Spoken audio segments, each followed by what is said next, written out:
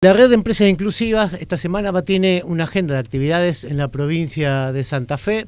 Estamos para charlar hoy con Fernando Carota, codirector ejecutivo de la red, y con Victoria Mántaras, de la Fundación del Sol Naciente, que nos acompaña. Muchas gracias por venir a conclusión a los dos. Muchas gracias por invitarnos. Bueno, comencemos por tiene una agenda bastante nutrida. Aparte tiene que ver con una tarea con una acción que va a haber el próximo viernes aquí en el Sindicato de Empleados de Comercio. Contanos, por favor, Victoria, de qué se va a tratar esa actividad. Es correcto. Bueno, Fernando es codirector ejecutivo de la Red de Empresas Inclusivas de Uruguay y de Argentina, como vos muy bien lo presentaste. Tienen una agenda muy nutrida en la provincia de Santa Fe. Venimos de reunirnos con el senador nacional Marcelo Lewandowski por la mañana con organizaciones sociales que trabajan la inclusión laboral de las personas con discapacidad, como la Fundación del Sol Naciente. Y en esa línea es que venimos a acercar, digamos, la propuesta del Sindicato de Comercio con su taller inclusivo, para que puedan contarle a Fernando cómo están trabajando, cómo aborda también el sindicato la articulación con el mundo del trabajo, cuántos de esos jóvenes hoy por hoy están insertos formalmente. Bueno, sabemos que la estructura del Sindicato de Comercio es grande y que tiene diferentes aristas, que muchos de ellos también trabajan en la proveeduría sindical. Así que bueno, contarle esta experiencia a Fernando, que él pueda nutrirse de esto, de lo que le puedan compartir los jóvenes y los directivos del sindicato, para engrosar y nutrir cada vez más la agenda de la red de empresas inclusivas que está visitándonos en esta oportunidad. Perfecto. Fernando, la red es relativamente joven, una niña de 3 años, ¿puede ser? Así es. ¿Cuáles son los objetivos que promueve, que de alguna manera los adelantaba Victoria, y los propósitos que tiene la red? Bueno, sí, efectivamente, cumplimos ayer 3 años, así que estamos ahí, en esa etapa ahora de consolidación. Creo que tiene mucho que ver con la venida a esta provincia, como para seguir relevando y conociendo en territorio diferentes iniciativas. Claramente esta red se enmarca en una iniciativa de la Organización Internacional del Trabajo, dentro de lo que es la Red Mundial de Empresas y Discapacidad, que convoca o que contiene a 42 redes a lo largo y ancho del mundo. En mi caso, junto con Leticia Viva, tenemos responsabilidad sobre la red de Uruguay y la Argentina, como bien decían ustedes, pero todas las redes tienen como propósito principal lo que es la promoción de empleo decente para personas con discapacidad. Es decir, el foco de la red está vinculado a promover y acompañar a las empresas en esos procesos que son tan necesarios cuando decidan incorporar a personas con discapacidad al mundo laboral. Algo que en la Argentina cobra un especial significado dado el número o la situación por el cual estamos. Es decir, tenemos un número de personas con discapacidad que está dentro del promedio, pero que a nivel de la población país significa mucho. Estamos hablando de 5 millones de personas, y también en la situación de empleo, o mejor dicho, de desempleo, donde tenemos que gente con discapacidad que está buscando trabajo, 8 de cada 10 no lo consiguen obtener. Por tanto, ahí tenemos desafíos gigantes, y cuando venimos a provincias esos desafíos claramente se acentúan más, ¿no? Entonces, básicamente un poco por ahí va el propósito de la red. ¿Y cómo es el proceso de vinculación con las empresas para que se sumen a la red y a este proyecto, de incluir a las personas con discapacidad desde el punto de vista laboral? Pero entiendo que también trabajan después sobre el mantenimiento de las personas una vez que están trabajando, lo que tiene que ver con accesibilidad o con información, tanto para las personas con discapacidad como para las otras personas que trabajan en esas empresas. Sí, correcto. Nosotros hoy estamos llegando felizmente a las primeras 30 empresas que forman parte de la red. 12 fueron las que la fundaron y luego se fueron incorporando otras. Claramente, para incorporarse a la red tenemos que estar identificados en el propósito y en la misión, ¿verdad? Claro. Que es que realmente sea una empresa inclusiva o que esté camino a hacerlo. Y después de allí un poco lo que vos planteabas es tal cual, es decir, poder acompañar a las empresas en ese proceso que tiene que ver desde la descripción de un cargo, desde la toma de decisión de ser una empresa inclusiva, desde el proceso de selección y después obviamente el acompañamiento que eso significa, que no es menor, porque muchas veces se pone en contexto de que acá el principal actor de esto es recursos humanos, y es verdad, sí, que las áreas de recursos humanos, cuando las hay, son las que toman la decisión o las que hacen el proceso, pero luego esa persona con discapacidad habitualmente va a otra área a trabajar, donde hay que tener el equipo preparado para recibir a esa persona y acompañarlo como cualquiera de nosotros que cuando empezamos a trabajar tuvimos claramente un periodo de adaptación. Por tanto, es vital y es estratégico.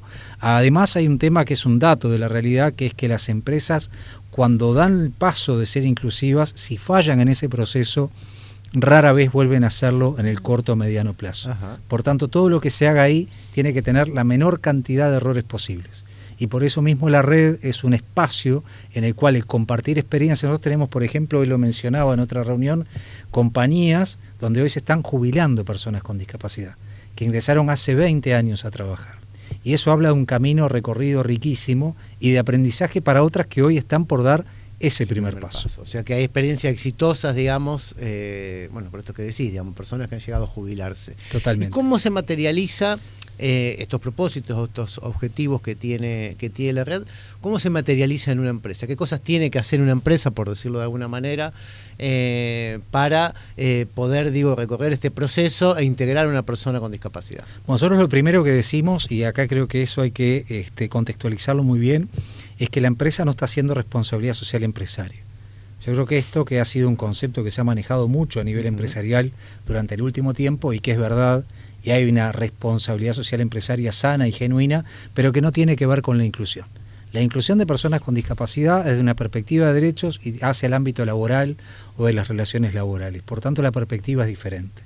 Me parece que allí claramente lo que sí hay que tener claro es, nosotros siempre propendemos a que la empresa, cuando va a contratar a una persona con discapacidad, no le cree un cargo, lo haga para una posición, para un cargo, para una vacante que ya está existente. Es decir, me parece que es lo mejor y es lo que mejor va a funcionar. Y luego ver, porque muchas veces en el empresario está la posición o en el imaginario colectivo la idea de que contratar a una persona con discapacidad es cara, porque yo tengo que hacer muchísimos ajustes, lo que le llamamos ajustes razonables para que esa persona pueda ingresar. Y no necesariamente es así.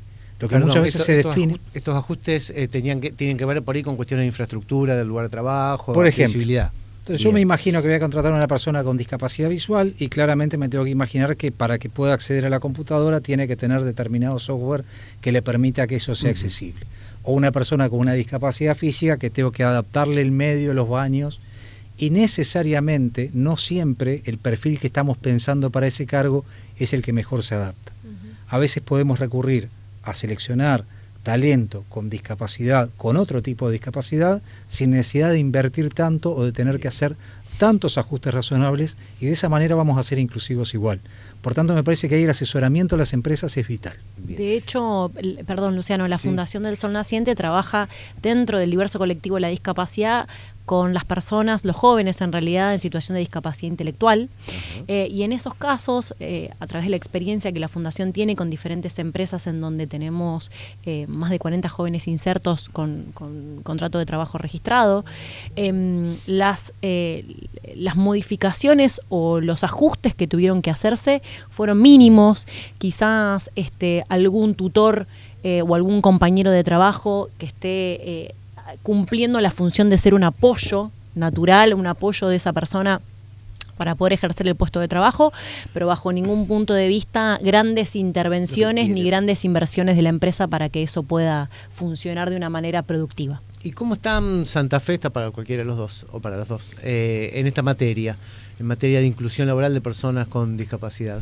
Bueno, yo creo que, el dato estadístico nos dice que está dentro de la media del país. Habrá que ver después cuáles son los esfuerzos y quiénes son los aliados con los cuales podemos construir una agenda común para poder trabajar sobre esto. Claramente cada territorio tiene sus particularidades. Hoy empezamos una agenda que va a ser intensa, que nos va a llevar hasta el viernes con la reunión con el sindicato, en el cual lo que nos queremos llevar precisamente es esa foto de la realidad para ver a partir de allí. Ya hemos instrumentado, encontramos en la Fundación y en los integrantes de la Fundación un aliado sumamente importante para lo que pensamos hacer en territorio. De hecho, seguramente vamos a estar anunciando por allí algunas actividades. La intención es volver muy pronto con una agenda que permita poner a la discapacidad en el foco, que podamos trabajar en el tema de derechos de personas con discapacidad a nivel de territorio, y como hacemos siempre desde la red, tender puentes junto con la Fundación del Sol Naciente con todos los actores. Habrá que ver quiénes están dispuestos a acompañar y a cruzar ese puente, pero por supuesto que siempre la mano tendida. En esa línea, bueno, es algo que venimos conversando hace tiempo y que no escapa a la realidad nacional. Por supuesto que la discapacidad hoy por hoy se encuentra en una situación de emergencia. Mañana ¿es 5? Mañana es miércoles. Mañana es la votación en el Congreso por la Ley de Emergencia Nacional de Discapacidad, con lo cual estamos en una semana muy importante en términos de la agenda política y cómo este tema está en la boca, esperamos, de todos y de todas. Obviamente el colectivo de la discapacidad en la provincia de Santa Fe no escapa a la realidad nacional, se encuentra en una situación de emergencia, pero eso no nos inhabilita a tener que a estar trabajando activamente y asertivamente en que otros temas que no son estrictamente la supervivencia tengan que trabajarse, abordarse y tocarse, como son la inclusión laboral de personas con discapacidad. No son excluyentes uno con el otro. Exactamente. Pueden ir en paralelo. Son en un andarivel estamos haciendo una lucha y en el otro lado, en el otro andarivel estamos ejecutando políticas proactivas y más asertivas. Bien. Y despéjenme un prejuicio. ¿Existe mayor disponibilidad del sector público a aceptar personas con discapacidad en términos laborales o que en el sector privado o en instituciones intermedias como pueden ser los sindicatos? El Estado tiene una deuda muy grande desde el año 1981 que se promulgó la Ley de Protección Integral para las Personas con Discapacidad. Allí se estableció que la administración pública en sus diferentes niveles y las empresas públicas de gestión privada tenían que tomar un 4% de personas con discapacidad. Eso no se cumplimenta a nivel nacional, ni provincial, ni municipal.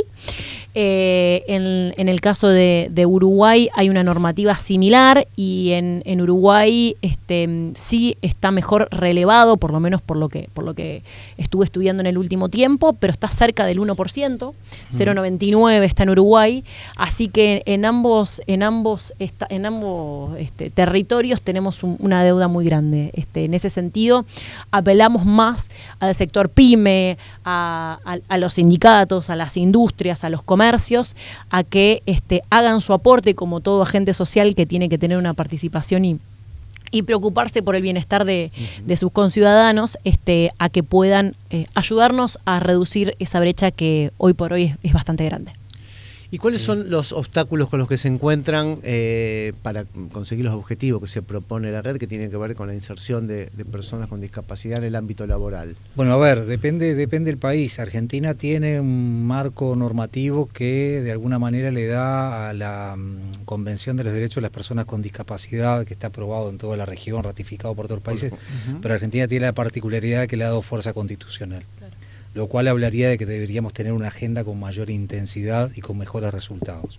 No se traduce hoy en resultados concretos por lo que decía al principio.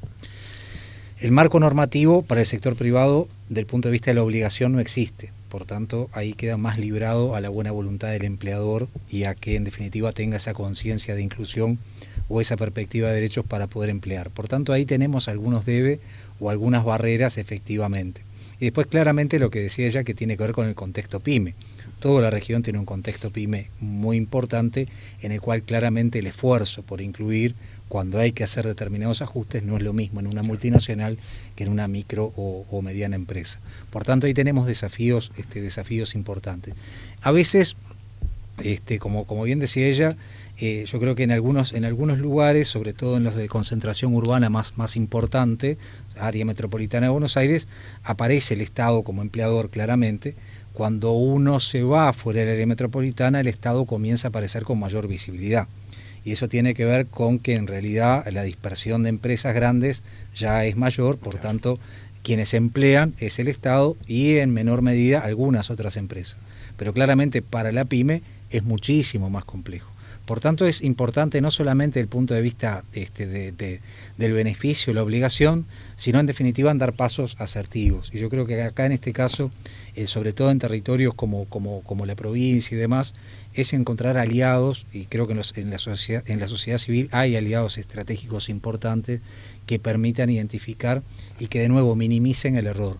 Cuando dan el paso de decir, bueno, quiero contratar realmente recurrir a alguien experto, idóneo, técnico, que haya tenido una experiencia que pueda acompañar en ese proceso. Nosotros desde la red lo hacemos desde la mirada empresarial, claro, pero claramente a sociedad civil no se le puede dejar atrás, tiene una expertise. Hoy conocimos de mañana a diferentes organizaciones, con ustedes venimos trabajando ya hace unos meses, y creo realmente que el trayecto que tienen los hace totalmente idóneos como para poder trabajar en esos temas. ¿Y existen en la normativa algún tipo de incentivo, de beneficio para contratar personas con discapacidad? Pienso en términos impositivos y lo digo desde desconocimiento. Sí, de hecho la Ley Nacional de 1981 tiene deducciones en impuestos a las ganancias, en impuesto a la ganancia, tiene deducción también en los aportes, en los aportes sociales que tiene que hacer el empresario, exacto, el empleador. Eso es en relación a la cantidad de personas con discapacidad que trabajan en esa empresa, y obviamente por un tiempo determinado. Ninguno de estos beneficios tributarios se extiende por más de un año. En el caso de la provincia de Santa Fe, se viene trabajando desde la gestión anterior, desde la gestión provincial anterior, un programa que se llama Primer Empleo, que en la gestión actual continuó llamándose Empleo Joven, donde hay un porcentaje del salario mínimo vital y móvil, puntualmente el 85% del salario mínimo vital y móvil, el Estado provincial se lo devuelve al empresario que contrata a una persona con discapacidad con un contrato de empleo registrado. Claro. Y esos, Fernando, esos incentivos, ¿te crees, considerás, digamos, que sirven? ¿O que la cosa tiene que pasar, por otro lado? Hablábamos antes de la responsabilidad social empresaria, o que la conjunción de esas dos cosas, la combinación es la mejor. A ver, la experiencia de trayecto normativo en Conosur te indica que los incentivos siempre sirven, sobre todo principalmente para las pequeñas y medianas empresas, en la medida en la cual no estén condicionados. Es decir, cuando uno genera una norma que en definitiva le habilita al empresario por la vía de beneficio fiscal la obtención a cambio de la contratación, pero por el otro lado lo condiciona a determinadas cuestiones impositivas, claramente el empresario no va a optar por ese camino. Bien, pero creo que siempre ese tipo de cuestiones, sobre todo de nuevo, para el contexto de pequeña y mediana empresa, sirve. Lo que Argentina además tiene, y este sí es un obstáculo, sobre todo en la contratación de talento, porque creo que muchas veces nos centramos en el tema de la discapacidad y no en la capacidad de la persona, y me parece que hay que de alguna manera enfocarnos en eso. Y yo puedo hablar de talento cuando hablamos de personas con discapacidad. El hecho de que la persona tenga una discapacidad de cualquier tipo no lo exonera a que no sea una persona talentosa del punto de vista laboral. Y lo que allí nos planteamos es la incompatibilidad entre la pensión, que es una pensión por invalidez laboral, y por tanto no puede ser compatible con el empleo genuino, hace que muchas personas, ante el temor y la incertidumbre, o mismo las familias, le aconsejen no tomar esa posición. Entonces ahí estamos poniendo un dilema al potencial trabajador. Muchas veces, y cuando hablo de potencial trabajador, hablo de gente que adquirió una discapacidad, que tiene un trayecto académico, un trayecto educativo fuerte, que podría ser de muchísima utilidad en las empresas, pero que frente a la disyuntiva de entro a trabajar y tal vez dentro de determinada cantidad de meses pueda perder el empleo, o cobrar la pensión, que en definitiva es algo que ya lo tengo como beneficio seguro, me quedo con la pensión. Por tanto, desde el punto de vista normativo, ahí creo que hay un tema que hay que resolverlo. De hecho, ustedes saben mejor que yo, Argentina tuvo por allí un periodo de transición en el cual se hizo compatible, luego se volvió hacia el origen, y eso realmente para muchas personas, y nos lo han planteado no solamente acá, en diversas provincias nos dicen, bueno, pero nosotros si salimos de este sistema, después volver a cobrar la pensión, a veces son 8 o 9 meses de espera, y claramente a la persona en eso le va muchísimo. Ahora soy empleador y vos me estás proponiendo que contrate a una persona con discapacidad. Yo digo, no, pero me voy a comprar un problema. ¿Por qué no? De alguna manera me parece que ya lo estabas respondiendo antes, digamos. Yo creo que no es yo creo que la mirada, y acá voy desde lo mismo, no solamente la perspectiva de derechos, hacia el mundo de las relaciones laborales. Si cuando vamos a hacer un proceso de selección, nos vamos a fijar si la persona, obviamente que para el tema de adaptaciones y ajustes hay que verlo, que al momento de ver la incorporación hay que verlo. Pero si en el momento de la selección yo me concentro en si la persona viene en una silla de ruedas y no en definitiva cómo va a desarrollar esa entrevista laboral, dónde están sus aptitudes, dónde están sus fortalezas, qué habilidades blandas tiene, qué formación tuvo, y bueno, ya estamos fallando desde el principio. Por tanto, me parece que la primera recomendación es mirémoslo sin estereotipos esto, y veamos en definitiva, tal vez nos sirva, como no puedo haber servido yo en algunos procesos o cualquiera de nosotros. Persona. Bien, pero me parece que va por ahí. Bien, bueno, y la última, ¿qué les parece? Digo, vos mencionabas antes esta cuestión de la situación de emergencia en la que están las personas con discapacidad. Además de eso, estas cuestiones, digo, de lo que hacen los gobiernos o el Estado, también digo, han aparecido en el último tiempo cuestiones que tienen que ver con los discursivos, pero sobre todo, además, digo, desde lugares de poder estatal, de poder público, con expresiones hacia las personas con discapacidad, con acciones, digamos, que tienen que ver con, bueno, esto del reempadronamiento y las formas en que se hizo. Sí. ¿Cómo ven estos discursos que están, digo, que me imagino que no sé, siempre existieron, no sé si en mayor o menor medida, pero bueno, que hay como que hubiese algo en este momento que habilita que aparezca en la voz oficial estas palabras? Sí. Desde mi mirada personal, yo creo que es muy grave. Es muy grave que nos encontremos puntualmente ante representantes de un gobierno nacional que fueron elegidos por el voto popular, eso hay que destacarlo, claro.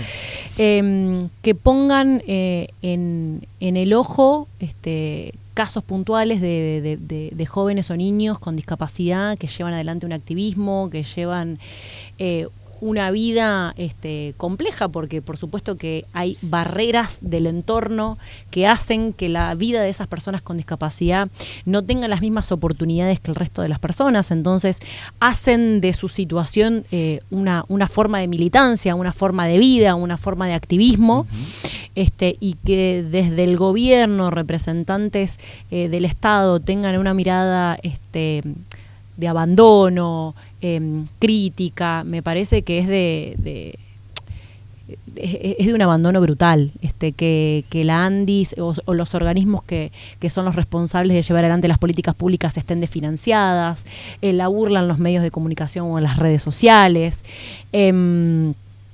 digamos, que haya autoridades que no puedan dar respuesta ante la emergencia, que quieran sacarse los problemas de encima y quieran provincializar muchos de los conflictos para que el Estado Nacional no tenga que dar respuesta, que ya anticipen que van a vetar una ley de emergencia en discapacidad, como lo hizo el jefe de gabinete Francos. Me parece que el posicionamiento del Estado Nacional está claro y es muy penoso, y es de un abandono que creo que esto no termina, estoy segura que esto no termina acá, que esto va a arrastrar muchos años y que se va a ver reflejado en el empeoramiento de las condiciones de vida de las personas con discapacidad. Fernando, bueno, sobre esto que decía Victoria, ¿crees, digo, que estos discursos, o cómo pensás que repercuten en el sector privado, en personas que pueden potencialmente emplear a personas con discapacidad? Bueno, a ver, nosotros desde la red es un espacio obviamente conformado por empresas del sector principalmente privado, y por tanto estamos en un espacio de neutralidad, y por tanto estoy inhibido de hacer cualquier manifestación desde el punto de vista político. Lo que ha pasado, entiendo que ha sido una conversación que ha tomado instancia en estos últimos días entre 2 o 3 personas, donde todos sostienen versiones distintas. Sí me parece que deberíamos centrarnos, y me encantaría que hoy pudiéramos estar centrados en cómo garantizamos los derechos de las personas con discapacidad en todos los órdenes. Es decir, nosotros hablamos de inclusión laboral, pero también de inclusión social. Me parece que Argentina tiene un rico trayecto, como lo decía hoy, en la aprobación en el rango constitucional de la Convención de los Derechos de las Personas con Discapacidad. Estamos hablando también de un menor de edad, por tanto no puedo dejar de referirme a la Convención de los Derechos del Niño, que Argentina también ha ratificado, y me parece que ahí deberíamos hacer foco, y hacer foco en qué es lo que tenemos para hacer. Me parece que hay demasiados desafíos por delante, tenemos muchísimo para hacer. Realmente me encantaría poder estar hablando, pero no solamente con ustedes, hablando todos los actores, claro, de cómo generamos más empleo, de cómo generamos más inclusión, de cómo generamos más vida independiente, cómo generamos más dignidad para esas personas que hoy por hoy, convengamos de nuevo, no es una minoría y que claramente están excluidos en general del sistema educativo, del marco laboral y por supuesto de la sociedad. Así que ojalá que podamos lograr esa entre todos, poder unificar y trabajar en una agenda común que permita avanzar en ese sentido. Ojalá que sí sea. Bueno, muchísimas gracias a los dos por visitarnos. Un placer, muchas gracias. Un gusto.